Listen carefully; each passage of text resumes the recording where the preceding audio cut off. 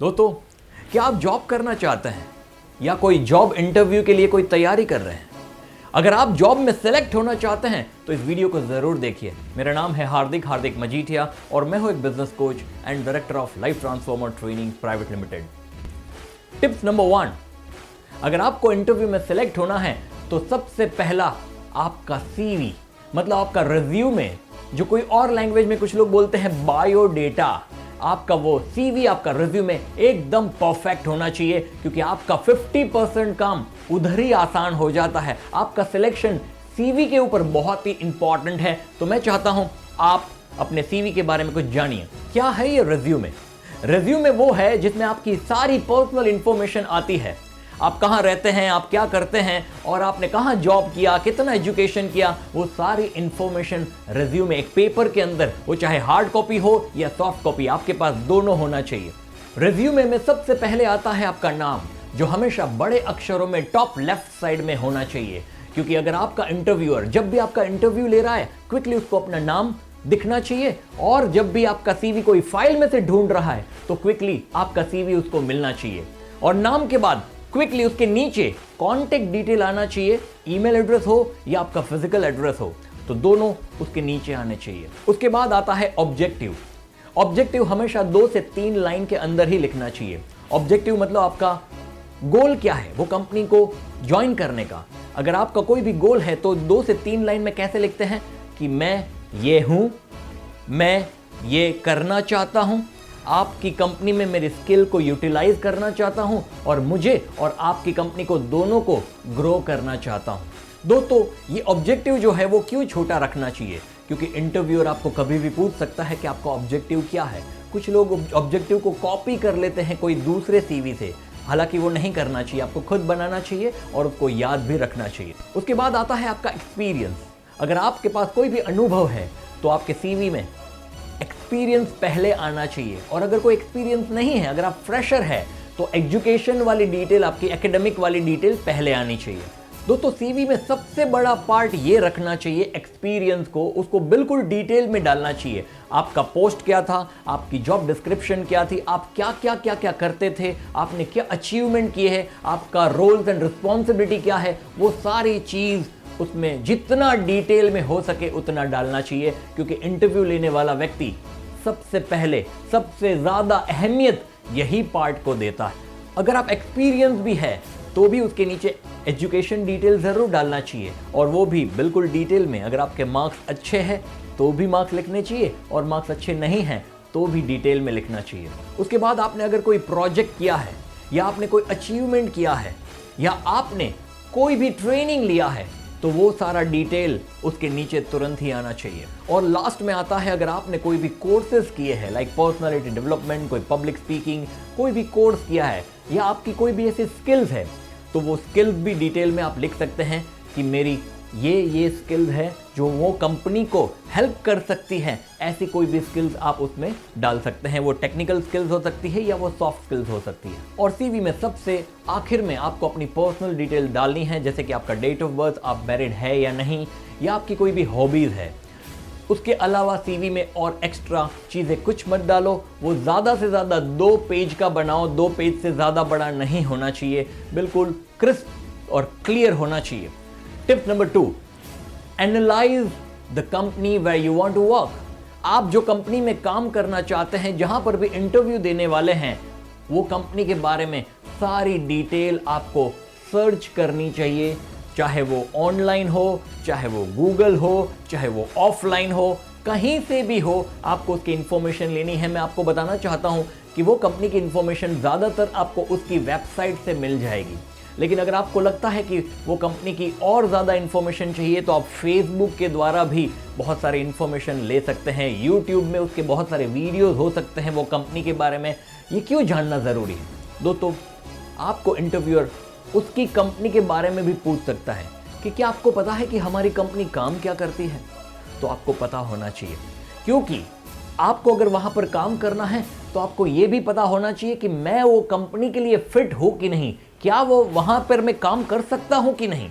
वो सारी चीज़ें आपको ऑनलाइन ज़रूर चेक करना चाहिए। खास करके वो कंपनी का स्वॉट एनालिसिस ज़रूर कीजिए। वो कंपनी की स्ट्रेंथ क्या है, वो कंपनी की वीकनेस क्या है, वो कंपनी की अपॉर्चुनिटी क्या है और वो कंपनी के लिए थ्रेट क्या है। अगर वो आपने एनालाइज किया तो आपका इंटरव्यू में परफॉर्मेंस बढ़ जाएगा। टिप नंबर 3, इसको बोलते हैं माइंडसेट। 3 प्रकार के माइंडसेट होते हैं। एक होता है फियर माइंडसेट, एक होता है कॉन्फिडेंट माइंडसेट, एक होता है ओवर कॉन्फिडेंट माइंडसेट। तो दोस्तों आपको कॉन्फिडेंट माइंडसेट रखना चाहिए। फियर माइंडसेट मतलब डर वाला माइंडसेट। कौन डरता है दोस्तों? जो झूठ बोलने वाला है अपने इंटरव्यू में वो डरता है। जो हमेशा सच बोलने वाला इंसान होता है उसको कोई डर नहीं होता। या तो आप इंटरव्यू में बहुत ही लेट पहुंचते हो तो आप डर माइंडसेट में होंगे, आप फियर वाले माइंडसेट में होंगे। अगर आप टाइम पे पहुंचते हो एकदम रिलैक्स होके तो आप टेंशन फ्री, कूल, काम एंड कंपोज रहोगे। जो प्रिपरेशन करके इंटरव्यू में नहीं जाता वो डर में होता है, लेकिन जो प्रिपेयर होके जाता है वो एकदम टेंशन फ्री होता है।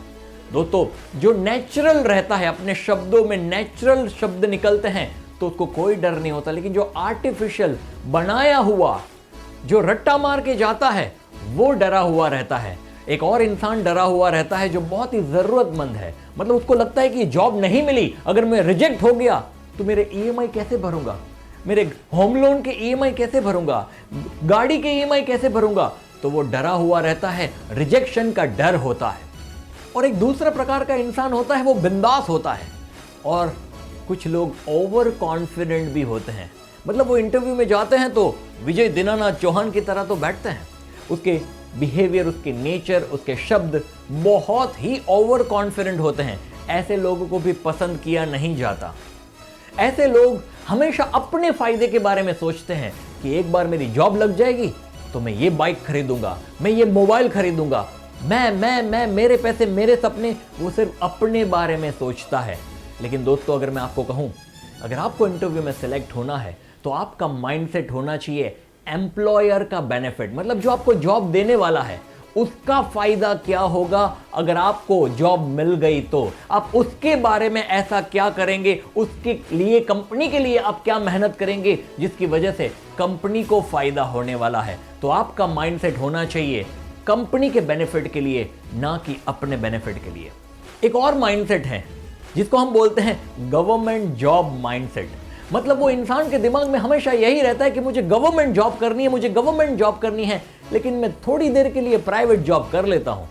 तो दोस्तों ऐसे लोग सिलेक्ट नहीं होते हैं प्राइवेट जॉब के लिए, और अगर सिलेक्ट हो भी जाते हैं तो वो परफॉर्म नहीं कर पाते हैं, क्योंकि दिमाग में हमेशा गवर्नमेंट जॉब के बारे में उसके सपने घूमते रहते हैं और वो परफॉर्म नहीं कर पाता। वो अपना भी नुकसान करता है और वो कंपनी का भी नुकसान करता है। माइंडसेट के बाद आता है tip number 4, behaviour and personality. मतलब जो इंटरव्यू लेने वाला व्यक्ति है वो आपको ऊपर से नीचे आपका पूरा बिहेवियर ऑब्जर्व करने वाला है। मतलब आपका आई कांटेक्ट है कि नहीं, आपके चेहरे पे स्माइल कैसी है, आप शेक हैंड कैसे करते हैं, आप कैसे बैठते हैं, वो सारी चीज़ें ऑब्जर्व करता है। और आपकी पर्सनालिटी के बारे में भी, मतलब आपका ड्रेसिंग सेंस कैसा है, आपने जो शर्ट पहना है वो प्लेन शर्ट है या डिज़ाइन वाला है, वो फॉर्मल है या आप कैजुअल शर्ट पहन कर गए हैं, आपके जूते हैं या चप्पल है, वो सारी चीज़ें ऑब्जर्व करने वाला है। तो दोस्तों आपका बिहेवियर और आपकी पर्सनालिटी और भी तरीके से चेक की जाती है। मतलब आजकल के ज़माने में तो इंटरव्यू लेने वाले व्यक्ति आपका फेसबुक प्रोफाइल भी चेक करते हैं कि आप सोशल मीडिया में आप कितने एक्टिव है और क्या कर रहे हैं, आप कैसी ज़िंदगी जी रहे हैं, आपके विचार कैसे हैं, पॉलिटिक्स के बारे में आप कैसे व्यूज़ रखते हैं। वो सारी चीज़ें आजकल HR मैनेजर चेक करते हैं। तो आपको भी वो सारी चीज़ों को एकदम नीट एंड क्लीन रखना होगा। टिप नंबर 5, और वो है क्वेश्चन आंसर। मतलब इंटरव्यू में जो आपको क्वेश्चन पूछे जाते हैं उसका आप कैसे जवाब देते हैं। दोस्तों कुछ क्वेश्चन कॉमन है, यूनिवर्सल है, वो कोई भी इंटरव्यू में जाते हैं तो कुछ सवाल हमेशा पूछे जाते हैं। तो मैं आपको पेपर 4 के दे रहा हूं, जहां पर भी इंटरव्यू में जाएंगे ये कुछ क्वेश्चंस आपको ज़रूर पूछे जाएंगे, तो उसके लिए आपको प्रैक्टिस ज़रूर करना चाहिए। सबसे पहला प्रश्न होता है कि आप अपने बारे में कुछ बताइए, आपका इंट्रोडक्शन दीजिए। मतलब वो आपको कंफर्टेबल फील करवाना चाहता है, वो आपके बारे में कुछ जानना चाहता है, तो उसमें अपनी फैमिली की बहुत सारी डिटेल डालने की ज़रूरत नहीं है। कि मेरे पापा का नाम ये है, मेरे मदर का नाम ये है, फैमिली में इतने लोग हैं, अगर वो पूछे तो ही बताइए। तो अपने इंट्रोडक्शन में ज़्यादातर क्या बोलना चाहिए कि आपने पहले क्या काम किया था, कहाँ पर आपने एक्सपीरियंस लिया था, या आपके अचीवमेंट्स क्या है, वो सारी चीज़ें अपने बारे में ज़्यादा बताइए। दूसरा क्वेश्चन होता है स्वॉट एनालिसिस, मतलब आपकी स्ट्रेंथ क्या है, आपकी वीकनेसेस क्या है, मतलब आपकी अपॉर्चुनिटी क्या है या आपके लिए थ्रेट क्या है। एटलीस्ट पहले 2 पॉइंट तो ज़रूर याद रखना है, स्ट्रेंथ एंड वीकनेस, आपके पॉजिटिव पॉइंट और आपकी वीकनेसेस, मतलब नेगेटिव पॉइंट तो नहीं कह सकते, लेकिन कुछ वीकनेसेस अगर है तो ज़रूर याद रख के जाइए। उसके बाद वो आपको पूछेगा कि आप ये जॉब क्यों करना चाहते हैं, या आप हमारी कंपनी ही ज्वाइन क्यों करना चाहते हैं, या आपने पहले जहां पर काम किया था वहां पर आपने क्या सीखा। तो ऐसे कुछ कॉमन क्वेश्चंस हैं जो सब लोगों को पूछे जाते हैं, जैसे कि अगर आपको ये जॉब मिल जाए तो आप कितना समय हमारी कंपनी में दोगे, मतलब आप 10 साल काम करोगे, 5 साल काम करोगे, और सबसे इंपॉर्टेंट क्वेश्चन, आपका गोल क्या है, आपका लक्ष्य क्या है, आपका फ्यूचर प्लान क्या है, आप भविष्य में क्या करने वाले हैं। वो आपको सारे सवालों के जवाब पहले से प्रिपेयर होके जाना चाहिए। तो ये कुछ कॉमन क्वेश्चन थे जिसके लिए आपको तैयारी ज़रूर करनी चाहिए। दोस्तों, एक बार मोदी जी ने एग्जाम्पल लिया था कि इंटरव्यूअर ने एक एम्प्लॉय को पूछा कि मैं तुम्हें जॉब दे तो दूं, लेकिन तुम्हें आता क्या है। तो वो बंदे ने बोला, सर मैं ग्रेजुएट हूं। तो उसने वापस पूछा, वो ठीक है, लेकिन तुम्हें आता क्या है। अरे सर मेरे पास डिग्री है। वापस उसने पूछा, तुम्हें आता क्या है। उसका मतलब यह है दोस्तों कि सिर्फ डिग्री होने से कोई फायदा नहीं। डिग्री होने के बाद आपको आता क्या है। सिर्फ डिग्री से आपको जॉब नहीं मिलने वाला, आप कैसे परफॉर्म करते हैं वो क्वेश्चन आंसर सेशन में, उसके ऊपर डिपेंड करता है कि आपको ये जॉब मिलेगी कि नहीं मिलेगी। टिप नंबर 6 वो है कम्युनिकेशन, मतलब आप बोलते कैसे हैं, आपका मैसेज आप किस तरह से पास करते हैं। दोस्तों, आप चाहे कितने भी नॉलेजेबल क्यों ना हो, लेकिन अगर आप अच्छी तरह से बात नहीं कर पा रहे हैं, आपके मैसेज को सामने वाले के दिमाग में नहीं डाल पा रहे हैं, तो शायद सेलेक्ट होने के चांसेस बहुत कम हो जाएंगे। दोस्तों, कम्युनिकेशन बहुत इंपॉर्टेंट है जॉब में सेलेक्ट होने के लिए। मतलब आपकी लैंग्वेज कैसी है, आप कितनी लैंग्वेज बोल सकते हैं, हिंदी, गुजराती, इंग्लिश, कितनी लैंग्वेजेस आप बोल सकते हैं, आपकी एक्सेंट कैसी है, मतलब आप जब बोलते हैं तो आपका टोन कैसा है। कुछ लोग जब हिंदी बोलते हैं तो उसमें गुजराती टोन आता है, क्योंकि हम गुजराती लोगों का एक प्रॉब्लम है कि जब वो हिंदी बोलता है, देखो सर मैंने तो आपको बता दिया हाँ कि मैं 6 बजे के बाद बात नहीं कर सकता या मैं काम नहीं कर सकता, दैट इज गुजराती टोन। तो जब आप बात करते हैं किसी के साथ तो आप किस तरह से बात करते हैं, आपकी लैंग्वेज कैसी है, आपका टोन कैसा है, क्या आपका टोन एकदम सॉफ्ट है, आप सॉफ्टली बात करते हैं या रूड होकर बात करते हैं, आपकी आवाज़ का वॉल्यूम कैसा है, बहुत ही स्लो है या ज़्यादा लाउड है या मीडियम है। आपका कम्युनिकेशन बहुत सारी जगह पर काम करता है। दोस्तों, कम्युनिकेशन में एक और चीज़ आती है और वो है क्रिस्प एंड क्लियर, मतलब आप जो भी बोलते हैं वो क्विकली शॉर्ट में बता देते हैं या बहुत ही लंबी लंबी कहानी बनाना पड़ता है आपको, तो आपको एकदम शॉर्ट बोलना सीखना पड़ेगा, कम शब्दों में ज्यादा बात बताना सीखना पड़ेगा। और जब सामने वाला व्यक्ति बोल रहा है तो आपका लिसनिंग पावर कैसा है, और आप मुंडी हिलाते के ही नहीं, मतलब इसको बोलते हैं नॉड्स, NODS, नॉड्स। जब भी कोई सामने वाला कुछ बोल रहा है तो आपको ओके उसका जवाब देना रहता है। दोस्तों, आप फोन पे किस तरह से बात करते हैं, जब इंटरव्यूअर आपको फोन करता है तो आप किस तरह से बात करते हैं उसके ऊपर भी डिपेंड करता है। जैसे एक रिसेप्शन पे कोई बंदी, एक लड़की बैठी है और सामने से कोई फोन कर रहा है कस्टमर, तो कैसे जवाब देगी, okay how may help you sir. और अगर कोई बंदा मुंह में पान है या च्युइंगम है तो वो कैसे बात करता है, सामने वाला जब फोन करता है तो वो फोन उठा के बोलता है हाँ वो क्या बात करना है, तो उसका टोन बहुत ही खराब हो जाएगा, उसका कम्युनिकेशन बिल्कुल खराब होगा और वो जॉब के लिए सेलेक्ट नहीं होगा। तो आपके कम्युनिकेशन के ऊपर बहुत काम करना पड़ेगा। Tip number 7 profile fit. उसका मतलब क्या होता है, आप जो इंटरव्यू देने जा रहे हैं वो कौन सी जॉब प्रोफाइल के लिए है, मतलब वो प्रोफाइल के लिए आप फिट हो या नहीं, वो जॉब डिस्क्रिप्शन जो है, वो जॉब प्रोफाइल है, उसके लिए आप फिट हो या नहीं। तो आइए हम लेते हैं एक एग्जाम्पल जिससे आपको थोड़ा डिटेल में पता चलेगा। 2 प्रकार के एम्प्लॉय है जो इंटरव्यू देने जा रहे हैं, एक है ए और दूसरा है बी। ए जो है वो बहुत ही ऑनेस्ट है, बिल्कुल साइलेंट है, और दूसरा जो बी है वो एकदम टॉकेटिव है और एकदम जुगाड़ू काइंड ऑफ बंदा है। तो अगर ये दोनों इंटरव्यू के लिए जा रहे हैं कोई भी जगह पर, लेकिन वो जो जॉब है वो है अकाउंटिंग की जॉब है, तो कौन सा बंदा सेलेक्ट होगा? जो एकदम शांत है, जो ऑनेस्ट है, जो बहुत ही कम बोलता है, या बी जो बहुत ही जुगाड़ू है, या बोलते हैं सेलू काइंड ऑफ बंदा है, या जो बहुत ही टॉकेटिव है? तो आप कहेंगे ए, क्योंकि अकाउंटिंग के लिए ऐसा ही बंदा चाहिए जो एकदम शांत हो, जो एकदम वफादार हो, ऑनेस्ट हो। एक जुगाड़ू बंदा या बहुत ही टॉकेटिव बंदा शायद ये जॉब के लिए फिट नहीं होगा। लेकिन अगर यही दोनों बंदे वापस इंटरव्यू के लिए कहीं जा रहे हैं, लेकिन ये जो जॉब है वो है सेल्स के लिए है, मतलब मार्केटिंग करना है, तो कौन सा बंदा सेलेक्ट होगा? जो बहुत ही बातें कर रहा है, जिसका कम्युनिकेशन एकदम स्ट्रांग है और जो जुगाड़ू है वो सिलेक्ट होगा, या शांत वाला बंदा जो ऑनेस्ट है वो सिलेक्ट होगा? तो आप कहेंगे बी, सेल्स में ऐसे ही लोग चाहिए जिसका कम्युनिकेशन एकदम स्ट्रांग है, जुगाड़ू है। अगर उसको कोई क्वेश्चन पूछे, बताओ तुम्हारे सर पे बाल कितने हैं, तो वो सेल्स वाला बंदा जो जुगाड़ू है वो बोलेगा सर 5 लाख। क्यों? क्योंकि उसको भी पता है कि मेरे सर पे कितने बाल है वो मुझे भी नहीं पता, तो सामने वाले को थोड़ी पता होगा। लेकिन ये अकाउंटिंग वाला बंदा इसका जवाब क्या देगा? अगर अकाउंटिंग वाले को पूछेगा तो कि तुम्हारे सर पे बाल कितने हैं, तो वो बोलेगा, वफादार है ना, तो बोलेगा सर मुझे नहीं पता मेरे सर पे कितने बाल हैं।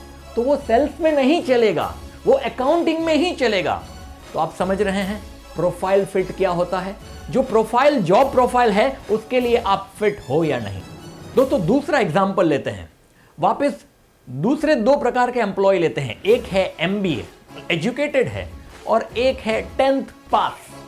तो अब ये जो एमबीए है और ये 10th पास है, दोनों वापस जॉब के लिए जाते हैं। लेकिन ये जो इंटरव्यू लेने वाला व्यक्ति है उसको ऐसा बंदा चाहिए जो लॉन्ग टर्म के लिए टिके।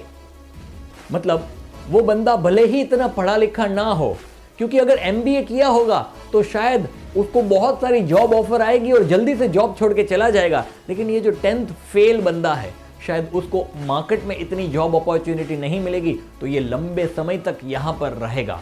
तो दोनों में से कौन सिलेक्ट होगा? एमबीए है वो सिलेक्ट होगा कि जो 10th फेल है वो? एब्सोल्युटली, जो 10th फेल है उसको जॉब मिलेगी। तो दोस्तों ऐसा कोई ज़रूरी नहीं है कि आपके पास ये सारी चीज़ें होगी तो ही आप सेलेक्ट होंगे। वो डिपेंड करता है कि जॉब देने वाला व्यक्ति को कैसा बंदा चाहिए, आप उसके लिए फिट है कि नहीं। तो जब भी आप रिजेक्ट भी होते हैं तो टेंशन नहीं लेने का, हमेशा ये सोचने का कि वो प्रोफाइल के लिए शायद मैं फिट नहीं हूं, या तो अगर आपको जॉब नहीं मिलती तो आप छोटा सा अफसोस ज़रूर कर सकते हैं कि एक एम्प्लॉयर ने एक अच्छे एम्प्लॉय को खो दिया। मतलब ये वो बिजनेसमैन का नुकसान है कि उन्होंने आपको सेलेक्ट नहीं किया।